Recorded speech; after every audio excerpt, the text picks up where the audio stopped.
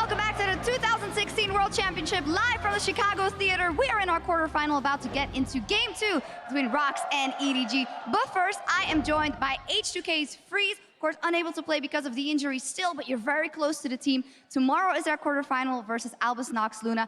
What are your thoughts? How has practice been going? What H2K will show up? I mean, obviously, if I would be playing, it would be 3-0, but nah, just kidding. I think they can take one game away from us, but as long as we are able to reset our game and our mind, we will take the 3-1. There's been a lot of hype also and about people speaking out on the individual talent on the roster. How are they all keeping a level head and know that they really have to win that match tomorrow? Well, we keep getting invited by our owners to New York and how New York is an amazing city and stuff like that. Even though I feel like Chicago has been the best place so far. Yeah, but I mean, they keep bragging about New York, so we have to go and we have to try.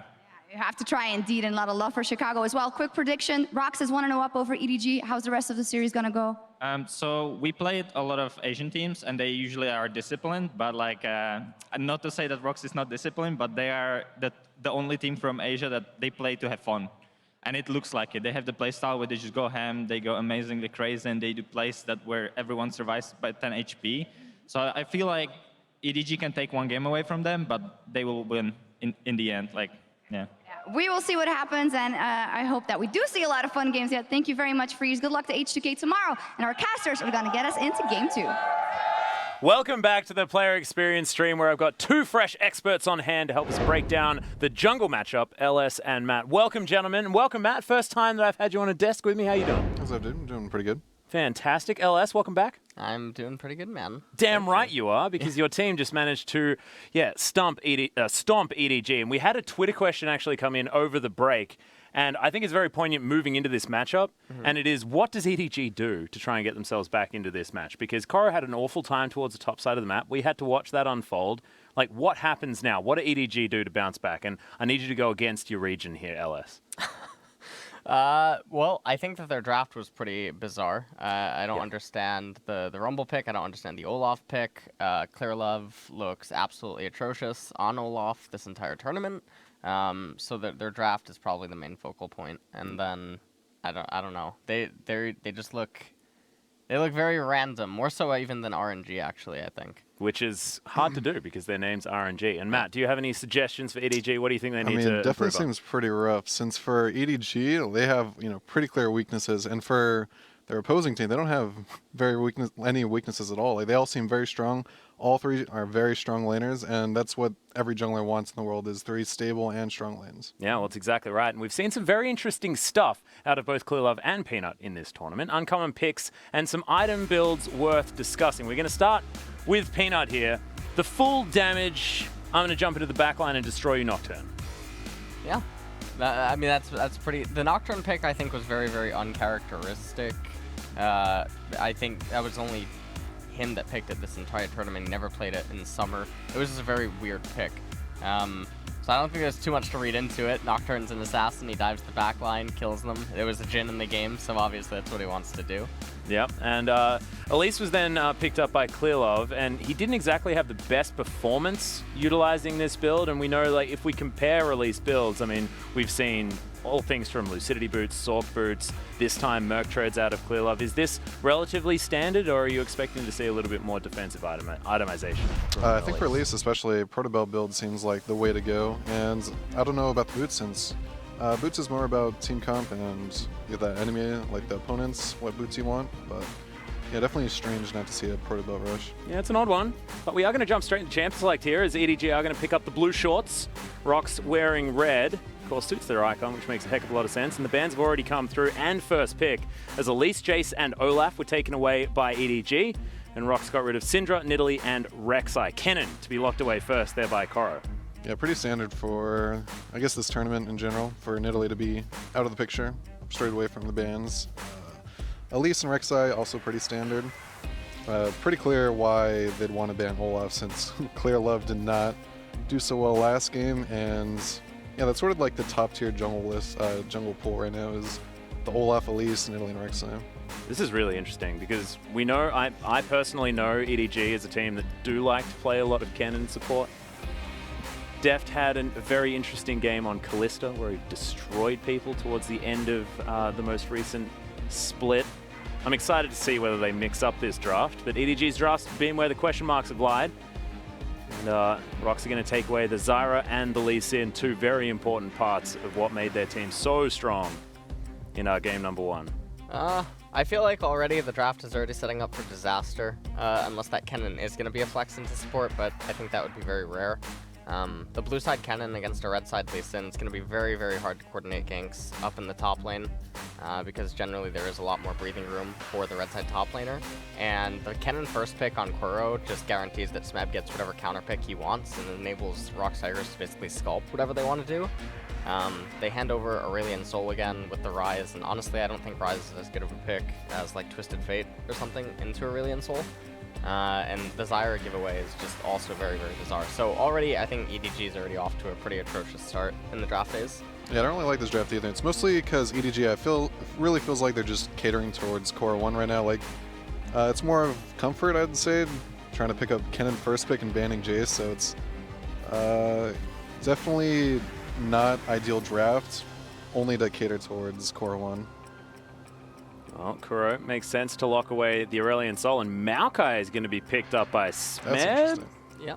I think Maokai is pretty good because double AP. This is something that I was speculating might have actually happened in response to all the Syndra picks in the double AP compositions that were coming out, mostly the Syndra Rumble and other sort of picks that we've been seeing Worlds so far. I think Maokai is basically sort of a forgotten pick. It is able to be bullied out by Kennen, but it's not the end of the world, given that he does have a red side Lee Sin. So when it does now reach the mid game, even though there's a lot of sources of magic damage coming out of the Rox Tigers, it's not like EDG can really itemize against it, and the Maokai is just going to be unstoppable. Yeah, just imagining the team fights, Maokai is not going to die anytime quick against the sort of team comp that EDG has. Unless something crazy can happen snowballing in the early game, and it's not going to be like Koro's going to keep Smeb down all that heavily in lane. I agree with you, gentlemen. 1 second to go. EDG are going to take away the Karma and the Hecarim by the looks of things. There was a hover of the Alistar. He's feeling a little bit better about that, but they really want some added lane pressure against whatever Rock's going to be putting out. Caitlyn is still available if Prey wants to play it, and that would make a lot of sense. Yep. I feel like the Caitlyn pick would be the most ideal here. It would give them a pretty good source of physical damage in the later stages of the game, and it would enable her to remain relatively safe at all points. Even though there is a Kennen, it's going to be pretty hard for EDG to actually coordinate flank teleport wards against red team with a blue Kennen when it does reach the later stages, primarily because of the Zyra and the Aurelion Sol component. And even if Kennen does manage to get into the back line, it's pretty difficult for him to actually stick onto a Caitlyn, given that there's the Maokai. Yeah, Maokai and Lee Sin there as well. He can just boot him out if he wants to. Yeah, I definitely prefer the Caitlyn, especially over something like an Ezreal. Just looking at the team comp, Ezreal seems pretty nice to play against the EDG team, but Caitlyn for the laning phase and for just the physical damage that she'll bring in team fight and just the sieging. Yeah, makes a lot of sense. And Rox they haven't really changed anything. I mean, Smeb's going to switch over to the Maokai towards the top side of the map, but to me that it just feels like an even more well-rounded composition with now a stable tank there coming in. They've had plenty of damage last time around, lots of safety, lots of zone control. It's just a very scary composition. And EDG, a team known for adaptation in best of 5 series, just don't feel like they have over here. And look, this is going to be a jungle focus, so we're looking at Clearlove versus Peanut. Is it going to be about Peanut once again having this fantastic early game where he's able to get all of that that pressure down, especially towards the top side?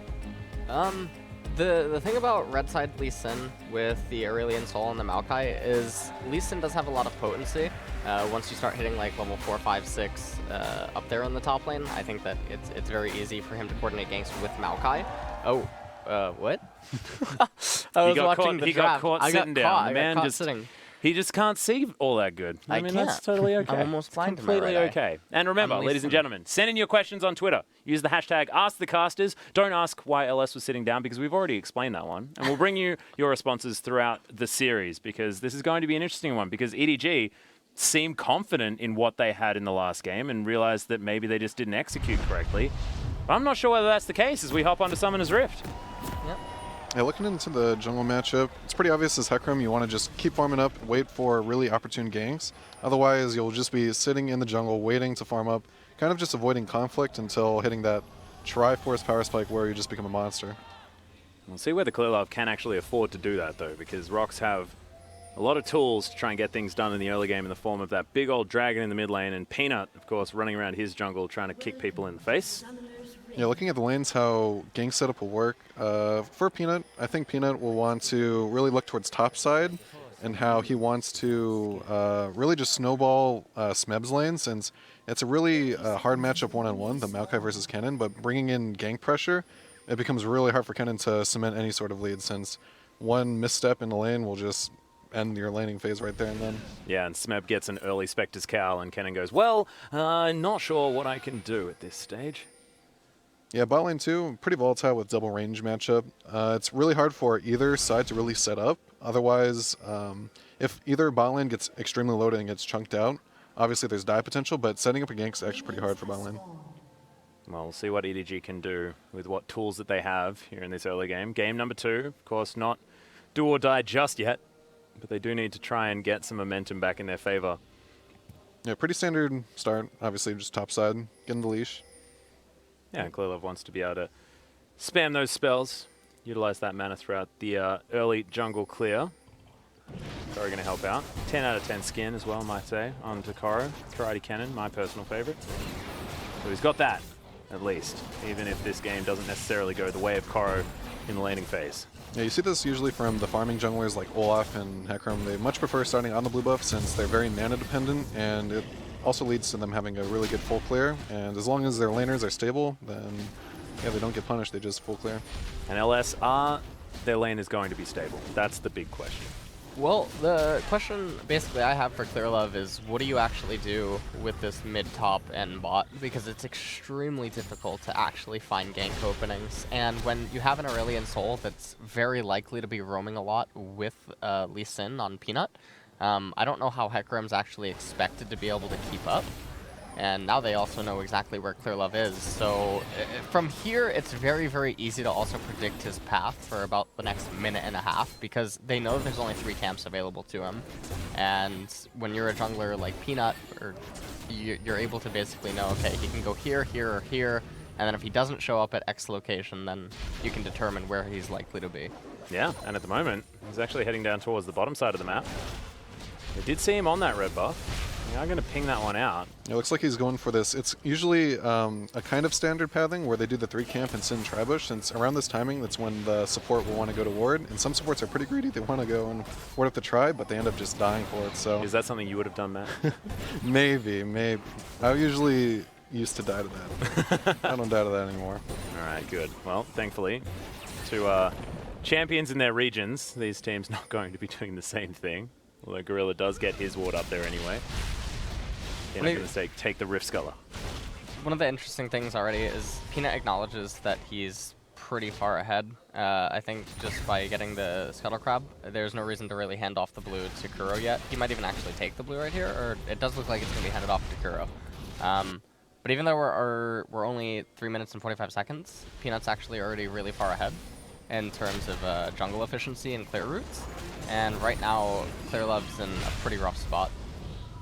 He's going to be able to grab a Rift Scuttler of his own and head up, grab maybe his Wolf Camp and Krog Camp, but we'll see whether he can actually turn things around. Peanut going to head back to base, grabs his first buy, the double longsword, the extra battle stats. And the pings are out on the top side of the map, so we'll see whether Koro is going to be under fire. Of course, if you're talking about gank setup, I mean, that is most certainly the dream. It's Koro actually down quite low. It's definitely a flash. We'll see whether Clearlove's going to get the pushback. He does, Oh, yeah, but oh no! Yeah, that was certainly a kill. The way he used his E and just trying to push him back, he definitely did that wrong. I think he could have got another auto attack in if he did that right. Yeah, unfortunate there for Clearlove. Does mean that Koro does have to go back. Did use both of his summoner spells at the same time, but did feel a bit robbed. Yep, definitely that gank did not go the way that EDG wanted. And I think even Scout messed up a little bit because they both had the same summoners, Ghost Flash, and Scout didn't really follow. Not that it's necessarily Scout's fault. Clearlove just made a mechanical error. Yeah, I didn't quite see the Rune Prison come in as well. I feel like it could have been set up a little bit easier there for Clearlove to get a good knockback. Yeah, so right before that game camp, and I was about to talk about something for the solo queue junglers at home. The way you want to be, you know, sort of looking outside of, so when you're leaving base, what you want to be looking for is the sort of path you'll be taking. So if you notice that your 2 camps bot side are up, you kind of want to pad your ganks with your jungle camp to make sure you're super efficient with how you farm your jungle and gank. So as you notice, as Ekram walked out of base, he just immediately went to Wraiths instead of going to Golem. So maybe he's trying to gank, go for maybe a counter gank bot side by clearing the Wraiths and then going to Golems, or he's going to continue to top side. It's kind of just the mentality that he has going to his camps. He's not just picking whichever camp is up. He's clearly planning this out, and yeah, he's probably going for some bot side cover. Oh, Deft in so much trouble. Good shield comes out of Mako as Gorilla gets a decent snare down. Deft gets himself to safety as Clearlove trying to do this Krug camp, but it's not going to happen. Peanut's going to smite that one away. Looks 3v4 at the moment, but Realm Walker is coming in. Scout doesn't quite have that ultimate available. And Rocks are just going to back away. Yep. Not fighting off more than they can chew. I don't think that Peanut's gank is necessarily meant to kill. I think what it's intended to do is actually just skew Deft's recall timings, because already Prey is at a massive CS advantage. Oh, yeah. And the longer that they can extend this and basically continue to bleed out Deft, it just gets worse and worse. So I think that the intent there is for Peanut just to contain Deft into the bottom lane. And if Kuro does find an opening, then yes, they can get a kill, but I don't think that the intent of the gank wasn't necessarily a kill itself. Yeah, for sure. They're definitely just using their resources of Aurelion Sol having a good roam timing and the bot lane just already dominating, and whenever you have a dominating lane, you want to put as much resources into it as possible. Well, Clearlove actually going for a pretty optimistic pink placement timing there as well, knowing that there are 3 members towards the bottom side. Make that 4 as Kuro's going to make his way in. Yeah, Actually, using the Aurelion Sol to roam lane. down here, they're just completely dominating this bot side, taking not only the turret HP, but just denying CS, causing the Hecarim to stay bot side. It's really good by Rocks to stay down here. Even though it doesn't look like they're getting much, they're actually getting a lot of value from staying in bot side. Scout's going to make his way in once again as well, so it looks like he will actually make it underneath the turret. You can see Mako headed back to base, but Deft didn't get that recall off. And they really want to pressure this turret down. Good stun onto Clearlove. There's the Voice of Light. Oh my god, the flash kick! And Peanut's going to grab that first blood. Gorilla taking a fair bit of damage, gets Rune Prison. Not a lot of mana left on Rocks, but this is all they wanted. You can just see Peanut laughing. As he generally does. Clearlove looks pretty distraught. Yeah, this is just a really good macro move by Rocks, just to put all the resources in bot. It's always going to be favorable for them since they have so much more resources. Like their level advantage, they have more health and mana. They just have better tools of sieging. So, you know, it looks kind of ARAM-ish, but the way they use their just champions to siege is obviously the ideal play there. They get a free kill. Yeah, Clearlove didn't have the level 6 available to him, so that Onslaught of Shadows would have been useful. But having the experience advantages across the board just from making the more proactive plays, big deal here for Rocks. One of the things that we're not really mentioning is that Smeb's actually ahead in CS as Maokai versus Kennen without jungler influence. Yeah, in 1v1 that's not really supposed to happen. Kennen's supposed to have usually just complete dominance. Maybe it's Core 1, you know, a little jittery, doesn't want to give up any sort of kills to any sort of jungle pressure, but as you've seen, Lee Sin's been on the bottom side of the map for the past like 4 minutes, and he's already at an 8 CS deficit, where he should be at about a 12 CS profit, you know. Yep. Yeah. So right now, also I really like that Prey actually picked up a call. This is something that I don't see enough pros do enough, is when you get a lead, you have to acknowledge that you're capable of winning without said lead. Whoa! Okay. Yeah, Koro's just sweating over here. He's pretty nervous. He's sweating. Although Flash Twisted Advance is something that, you know, Smeb can. Yeah, he's respecting the Flash Twisted Advance, Yeah. but even then, it's kind of hard to say Koro's doing much in this top lane. No, certainly not. The Scout is going to get kicked with the Sonic Wave. Resonating Stride immediately to follow. Peanut taking a fair bit of damage. Kick's going to go back. Clearlove's going to be knocked up. He's in the bottom lane. Decent dodges there from Mako. Deft gets some damage back as Kuro was roaming back down. It's good to see Kuro actually making sure that he gets those roams more effectively this game, because he has been across this map a lot pre-10 minutes. They definitely want to make sure that they get that first blood tower. That's definitely what they're gunning for right now. And as soon as they can raise that tower, then it becomes very easy for Prey and Gorilla to rotate into mid lane And by the time that ends up happening, it's very likely that Scout's going to lose his blue buff, so he's not going to actually be able to sustain through the poke and harass that can come out from Praying Gorilla. And then at that point, Peanut is going to be able to play West-centric and devote a lot of attention to mid lane and Smeb up in top lane. And that also directly plays into Kuro's ability to go top lane with him, along with Gorilla, and coordinate 4-mans against the top tier 1 turret and Koro. Because at this point in the game, once bottom tier 1 goes down, then Rox Tiger's tier 1 bottom actually becomes a sacrificial pawn that just draws EDG out of position. And they want to actually entice EDG to try to take it in favor of getting map superiority at other positions. And what does the jungler do here in order to facilitate all of these extra actions that Rox now have available to them? What is Peanut's job facilitating him? Well, for Clearlove, he's a pretty sad pony since he's getting out CS'd and out pressured. But for Peanut right now, it's really easy what he has to do. All he has to do is keep playing towards his strong side, which is the bot side. Keep warding around and just enable Koro to roam down safely, and just being all on the same side allows for free objectives. So as you saw, they took the bot tower. Next, their focus is this dragon. And the way they take this dragon is really simple. They just push up all the way, get the correct vision control around dragon, probably up the ramp of dragon, and once they know that either the jungler's top side or any sort of advantage, like maybe Ryze is basing, Hecarim's in the top side, and they can easily take dragon whenever they want. Well, right now, EDG are actually gathering some vision control around that particular area. Koro, you can see playing very far back on the top side of the map based on Rox's unknown location. Yeah, Peanut's not too worried about dragon right now because he's going for this top game. Oh, dear. The flashless cannon seems really hard. Yep, Slicing Master, I'm not going to get any stuns onto Peanut, just holds on to the Resonating Strike. All too easy there, as now Gorilla's in trouble. Clearlove is going to clean that one up, but Mako's going to fall in the meantime. And Prey does get himself to safety. Scout actually looking for it. As Prey's taking a fair bit of damage, heal does go off. Yeah, I'd like to see that, but it's kind of unfortunate because even though they didn't get a 1-for-1 buy, that's actually really bad since that was actually their weak side and they still didn't get much of an advantage. Like usually when the jungler ganks top side and the mid lane roams top, then that means you get a free dragon or you try to get a gank off and get a dive. But here all EDG accomplishes is a 1-for-1 trade and no dragon. Yeah, and they lose Mako almost for free there as well. I mean, Gorilla played that extraordinarily well. Yeah, and this game is just all about what Peanut wants to do. So Peanut just got a free gank top, and there's still a dragon available bot side, there's still a jungle to control top side, and it's just up to him what he wants to do. Yep. And, I mean, at this point, one of the things that EDG was supposed to have was they were supposed to have a stronger first tier 1 item advantage, basically, inside of the Proto Belt on Kennen and the Yumu's Ghostblade on Jhin. Was supposed to give them superiority. Yeah, and the Triforce on Hecarim too. Yep. Well. And they're not going to have any of that. They certainly don't have a Koro either, as Peanut is able to, just use That seems his like a fists complete in the end. collapse of just team communication. Just there's no communication about where the Soul's going, where the Lee Sin's at. And Koro's just either they're not getting the communication or Koro's just completely misplaying with that information, just letting himself become a free gank. We didn't see a lot of pings from EDG towards that top side, so that breakdown in communication does make a fair bit of sense here.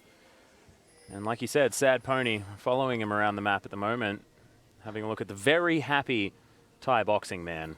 Yeah, just for the game plan, there's not much to do for Clearlove. There's not much to comment. He's just supposed to farm, wait for a good opportunity. But there's a lot to talk about for Peanut. So Peanut, as I said before, is all about taking objectives on his strong side, and he's back to his strong side.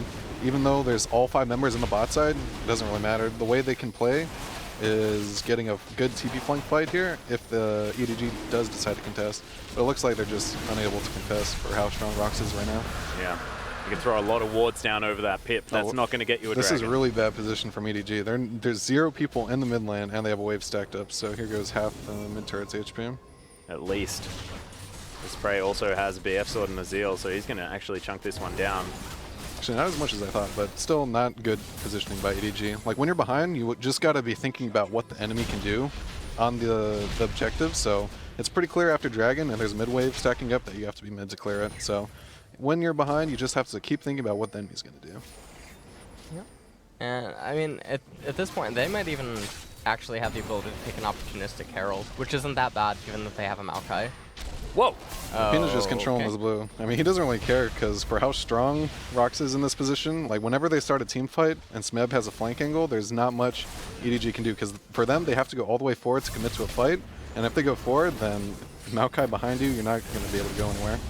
Yeah, and Peanut is able to steal away that blue buff as well. Yeah, Rocks just slowly went from Dragon to mid to their blue buff, and there goes everything. That's sort of just what happens when you're in control of the game.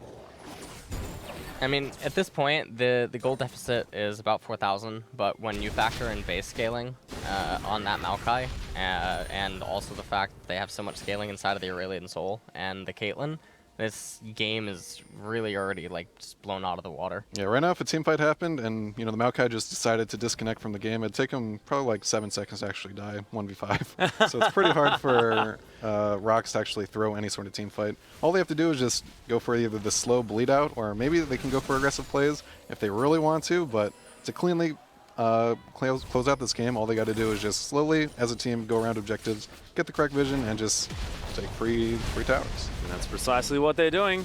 Peanut is going to pressure away the EDG bottom lane for this outer turret on the top side of the map, and that is going to be the entire outer ring done for Rocks. 5,000 gold is going to then be the lead. And look, Super Soak is done for Kuro. I mean, you were talking about the fact that Rocks have a heck of a lot of scaling, but they also have a heck of a lot of power right now. With Gorilla having that ultimate now available to him, I mean, Prey in a very good position at this point for taking down turrets, which is exactly what Rocks want to be doing. And Peanut, of course, they just have a lot of tools at the moment to do what they want to do.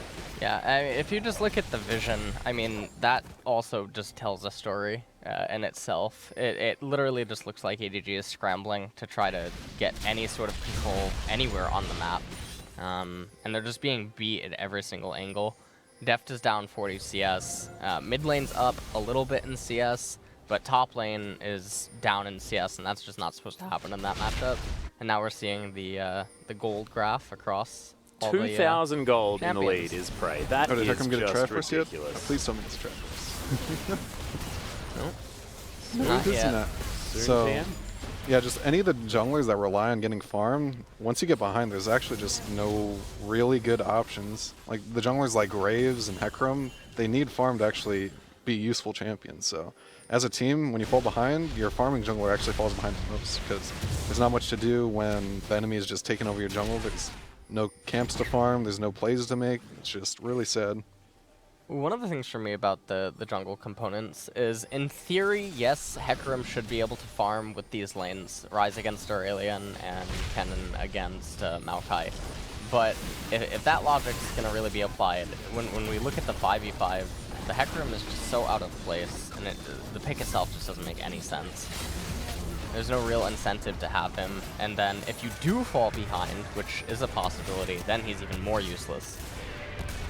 Oh, speaking of useless, Def You mean Olaf? didn't What? quite get very much damage down with that curtain call. Kuro just soaked up the entire thing. Doesn't exactly have the most tanky stats, but the Super Soaker GLP 800, pretty handy, giving yourself some extra health, and Kuro able to just chug down on some of his corrupting potion. And now Rocks transition that immediately, utilizing all of that extra pressure they had on the bottom side into this inner turret. And this is it's looking like we're getting a macro lesson in League of Legends right now. That's what it feels like. Mostly just disheartening, because it's really just EDG kind of giving up.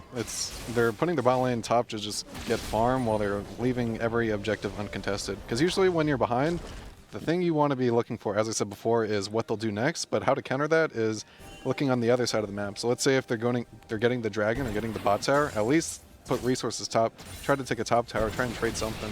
But they're not contesting any objective, and they're just trading it for like waves of XP, waves of gold, and it's really just giving up at that point. It's mostly just how you'd play in solo queue if you're in solo queue together. You're not really doing anything as a team, you're just slowly giving up objectives.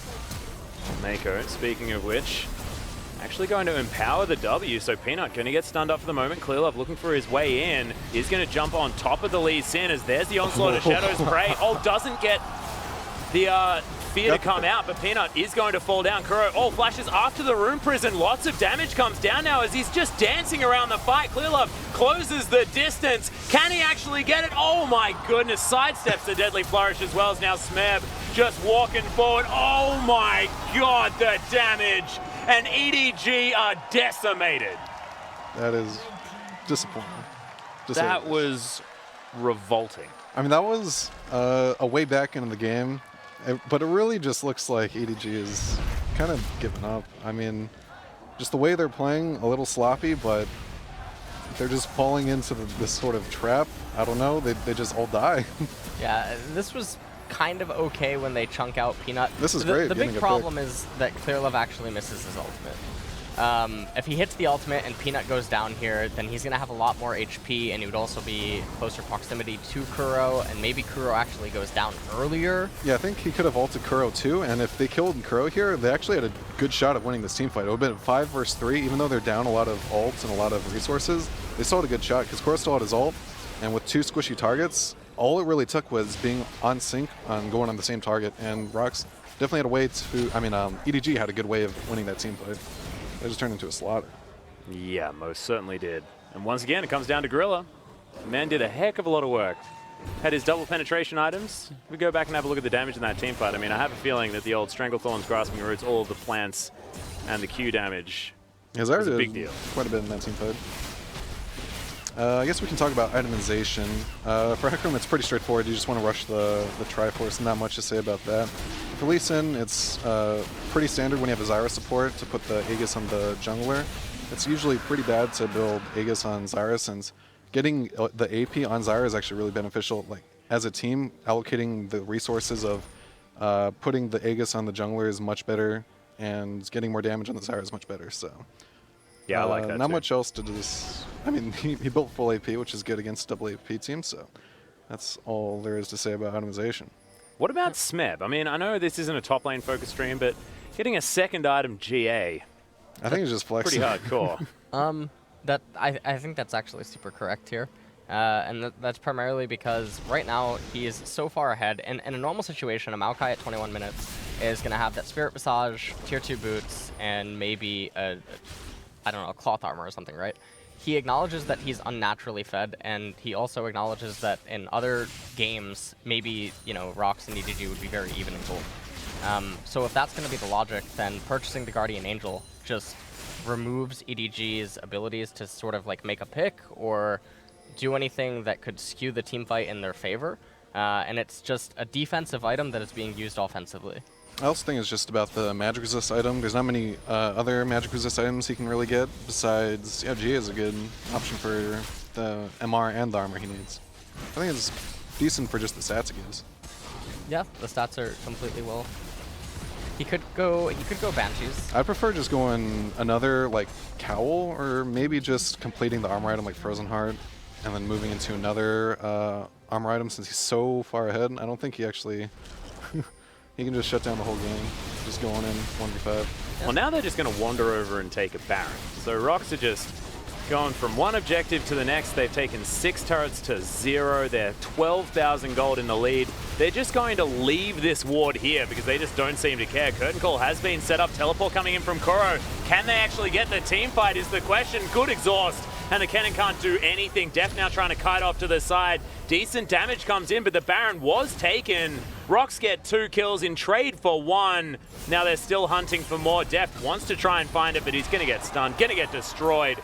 And Peanut grabs that kill. Mako falls as well. Just haphazard orbs circulating around Kuro are going to help take him down. And now it's only Clearlove left, and I don't think he's going to be able to defend this inhibitor turret. Jeez, the gold deficit is a little much. 12K. 24 minutes in. And I mean, I want to ask a Twitter question because I feel like we don't have very much time left. But Rodrigo comes in with a very, very poignant one about our conversation earlier on. And he asks, instead of warding Tribush at 3 minutes, where should I ward so I don't die? Matt, Oh, please. we're talking about bot lane? Yeah, what do you do? Well, actually, no. I was talking about just warding the Tribush. Extending really puts yourself vulnerable. So instead of just warding the Tribush, you ward in the area right before the Tribush, which is what I like to call just the river. And, I mean, obviously that's pretty general, but right below where the Dragon Wall ends, that's where you want to be putting your ward.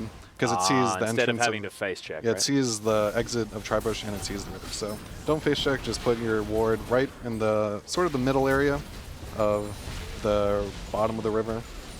All right, well, in the meantime, we did see exactly what happened there. EDG tried to go for a desperation fight, and nothing really worked. Yeah, to make sure I completely describe that ward correctly, so if you see the pink ward in the bottom of the river, just to the left of that, outside of the brush, that's exactly where you want to be putting your wards, regardless of side. Either you're blue or purple, just put your wards right there. Perfect. I'm going to write that down because I get killed there all the time. Actually, if I'm going to say I'm going to write it down, I don't even have a pen. So I'm sorry, I'm not going to write it down. I'm going to do my very best to remember. Iceborne Gauntlet was the next item built up there by Smeb. 10 kill participation out of 13 is fantastic here for this Maokai. He's done extraordinarily well. We have a look at our jungle matchup. 2-2-1 for Clearlove. There's another setup from Def just trying to hold on to this. Koro once again going for the flank, but look at the shutdown. Comes in onto Prey. They lose Mako, but he's the only one to fall just yet.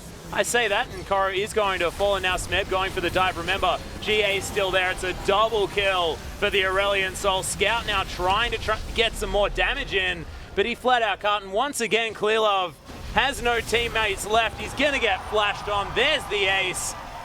And they're not going to take very long to take down these Nexus turrets. Rocks, Tigers in what was an even faster game than Game 1. And I wasn't expecting to be able to say that because Game 1 was really quick, gentlemen. Yeah, well, EDG, they played that team fight correctly, I guess. But, you know, being down 16k gold, no matter what you do, you can't just lose. Yeah. Just unfortunate. The fact that there were no adaptations made in the draft, they then picked themselves a slower team composition. A whole lot of what EDG were trying to do was honestly lost on me because I'm not entirely sure what the aim was there other than just a repeat performance of game number 1. Yeah, I don't know. I feel like that was one of the worst drafts I've ever seen from a world-class team. I have to say it that way. That was absolutely atrocious. Yeah. So, I mean, I don't know what you want to say. Smeb completely outclassed Koro up in the top lane single-handedly. The Hecarim is just completely useless. Yeah. Peanut was actually doing what he was supposed to do early on, which was do a 4 or 5 camp, because you know that Hecarim, the onus is on Hecarim to make something happen. Peanut inadvertently gets ahead via that, and then all he has to do is match gank or counter gank until level 5 or 6. But then because of the advantages that Prey had amassed in the bot lane, he's able to go down and sort of just skew Def's recall timings, and that's just way too painful. Yeah, and of course, you know, the fact that Koro was supposed to be able to take advantage of a top matchup against a Maokai just flat out couldn't. The composition then looked better from Rocks moving into game number 2 as opposed to game number 1 when they got everything that they wanted. The Zyra from Gorilla completely not looked at by EDG, still did phenomenally well. A whole lot of the plays actually made in the early game hinged around Gorilla and his Zyra play because he turned around that bottom lane gank, made it a 1-for-1 when honestly EDG were hoping to get a whitewash. It's just honestly disaster after disaster. Yeah, that's where the lead really came from, was just the bot lane, how the 2v2 actually kind of crumbled for EDG, because getting that low really opened the gates for Rocks to just 4-man bot. It kind of went to an ARAM style, but just the way they pushed up the tower, there's not much answer for EDG since they had to dedicate the Hecarim, and they already were on a bad timing where they had to go back. Otherwise, they lose out on just so much pressure, and using that lead, Rocks was able to just keep on snowballing, keep on pressuring, and the top side didn't help at all since the favorable matchup, Kennen versus Maokai, ended up losing NCS, didn't have any pressure. I mean, if Kennen did get ahead and he had the pressure of pushing the lane and TPing bot, that's where the real sort of advantage would come from the top side, but there was no top side advantage, there's no bot side advantage. Jungle was a farming matchup for the Hecarim, and there's just not much to do when you're in that sort of position. In the end, just basically a disaster. But coming up next, we're welcoming Kiwi Kid to the show to help us talk vision, warding, and macro strategy from the Rocks Tigers perspective in a Fog of War cast. And for now, we'll send you back to the mainstream for an analyst desk breakdown of that dominating Rocks win. We'll see you back here for game number 3. Standing of like counter picks. So Kennen first pick from EDG makes sense because they removed Jace. So like, okay, let's give him the safest laner top. You know, Kennen, no counters because Jace is gone. Well, then suddenly you pull out a Maokai, which you don't expect right here, which once you get like just one MR item, you can actually lane just fine, and you even outscale the Kennen coming into team fights. So that was just a super smart counter pick, and everything else just went in favor of Rocks. Aurelion Soul again.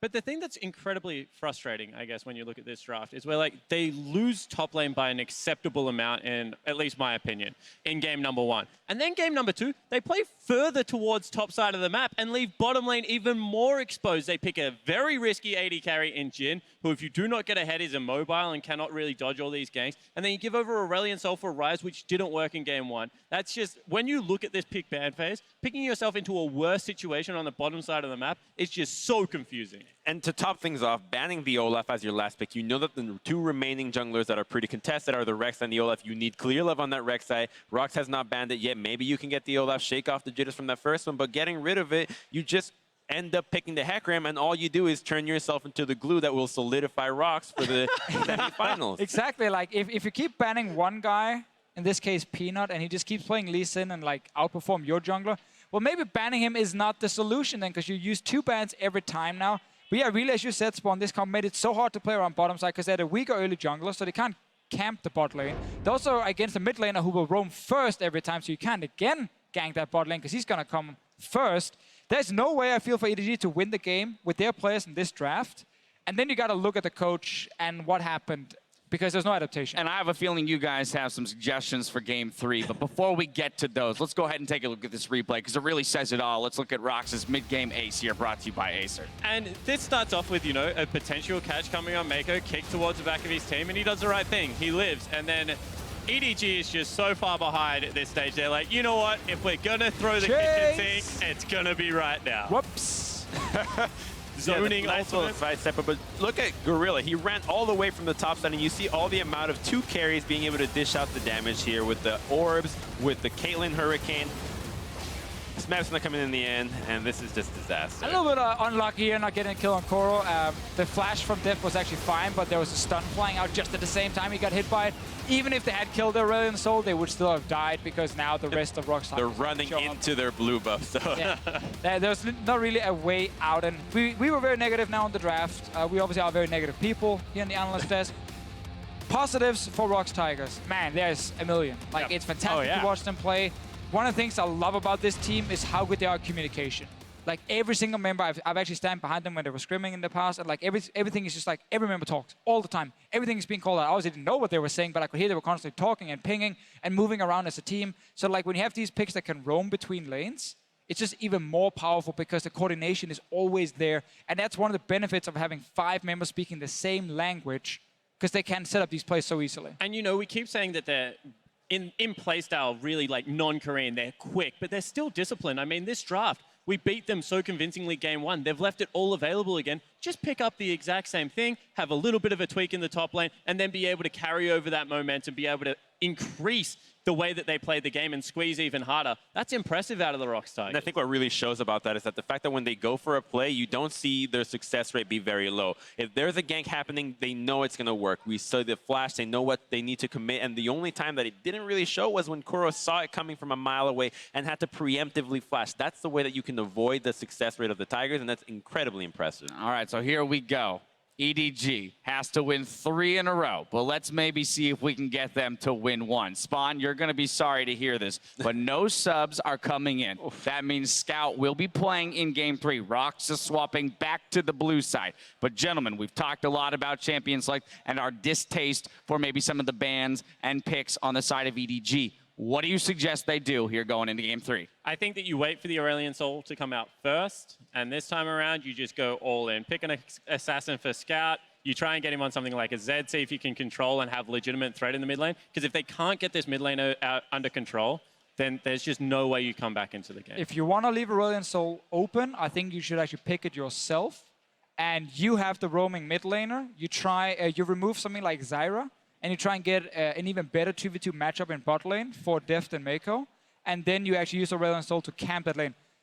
Think about that, actually, you can actually give them Zyra as well, because you can camp it pretty easily, but you need something that can set up a gank bot lane and someone who can roam. But I do feel like this is 2 years in a row where EDG has been outclassed going into their final. This isn't Rox, you know, getting a lucky pick ban or, you know, performing a little bit better. They're crushing them at the moment, the exact same way Fnatic did last year. I mean, why don't we see something like Maokai for Koro in the top lane, a Karma in the mid lane, a Jinx and an Alistar in the bot lane, and really, as you mentioned going into Game 2, Spawn, building something entirely around Deft, saying that, hey, but you know, give Clearlove Lee Sin. Now you have disengage on your jungler as well. Well, I feel like at that point you're just dropping the morale of the team completely. You're just saying, hey, all of you are actually underperforming. We're only going to count on Def to do this. And you just don't go into a game feeling very good about yourself when you're doing that. IMA did it, and this is why I was thinking about it. They lost. They're not here. They did lose, but they were the best performances that the IMA did put on when they were like, we're going to just go completely late game. We're acknowledging our laning phase is bad. I think that you go one or the other extreme. You either go all in on the early game, get the Aurelion Soul, get an assassin, try and roam around, or you go all in on the late game, get a hyper carry, see if you can. I'm going to let you get into All twisted fate. But here's the thing. I mean, yes, I may lost, but EDG's losing right now, doing what they're doing. So suggesting that like this other thing might not work just because it's like they're losing currently. I would say that switching something up entirely, right? Giving themselves and look, we just saw what Maokai Lee Sin can do in the early game. If you talk about taking pressure off of a top laner, giving them a point-and-click CC and a jungler that can capitalize that, maybe that lane doesn't go so horribly into Smeb's favor. I mean, it also has to be the hands of the players. I personally don't really think EDG has much of a shot here. We even saw Hecarim missing ultimates left, right, and center. I don't think that... you only missed one ultimate. There was only one that we saw. There was only one that we saw, but you only missed one. You said 0% success rate. There was a plural in there, Crumbs. And again, I mean, we're recognizing that this is an uphill battle for EDG, right? All three of you predicted that Rox is going to win in the first place. That's the way that it's going right now. We are grasping at straws. I recognize that. But that's why I'm just trying to push you guys to find as many maybe different avenues that EDG could come out with here in Game 3 to scrap together a victory. So if they want to run a tank top, it's most likely going to be Poppy.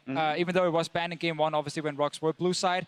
Yeah, you can try and surrender that lane, definitely. But then you need a strong 2v2 bot side that has to be able to win that 2v2 lane. And you need something that can both gank early game and actually roam down and help them from mid lane, and then you just surrender top side and camp bot lane only. And we talk about it all the time. You either need pushing side lanes to be able to collapse on mid, or pick a side of the map that you're going to play towards with a lot of your utility on the other side of the map that just, is a Poppy, is inherently tanky. But at the same time, when you have a look at this, when you have a look at the tools that they're working with right now, it's just so telegraphed. Because if you pick a side of the map, well, EDG is always going to pick bottom right now because they're playing with an emergency substitute. And unfortunately, the Rox has the best top laner in the world right now on the top side of the map that is going to crush you if you play that way. Final thoughts here, Crumbs? I mean, I really don't think that EDG has much of a shot, unfortunately. As you mentioned, the tools, looks like EDG sitting with the wooden age and Rox is sitting in the futuristic era. Like, it really is just such an outclass in every single aspect of the game that I just don't really see anything that they can grasp to actually make a comeback here. If Pawn was in, I would be like, okay, maybe now. All right. With Scout, no. Odds stacked against them. I don't think anybody's questioning that. Don't go anywhere because the match point is coming up in just 3.5 minutes.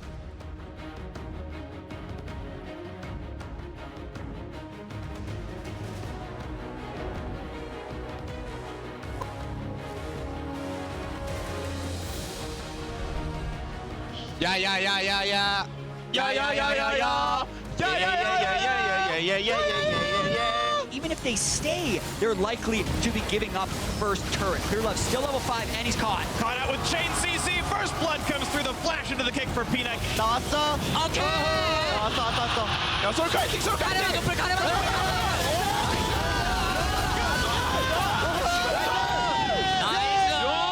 Sveb is invincible, as we know. 4v3 as another kill comes through. Now Def caught out. There's the stars, there's the kills. Clearlove gets a bit of a terrify, but has to run for dear life. And Rox Tiger's going to make it a swift 2-0. Dare to be different. Revel in the impossible. Introducing a little anarchy. Disrupting the natural order. Because a hero lies in all of us. Nothing is beyond your reach. Claim your victory and go forth to conquer new worlds.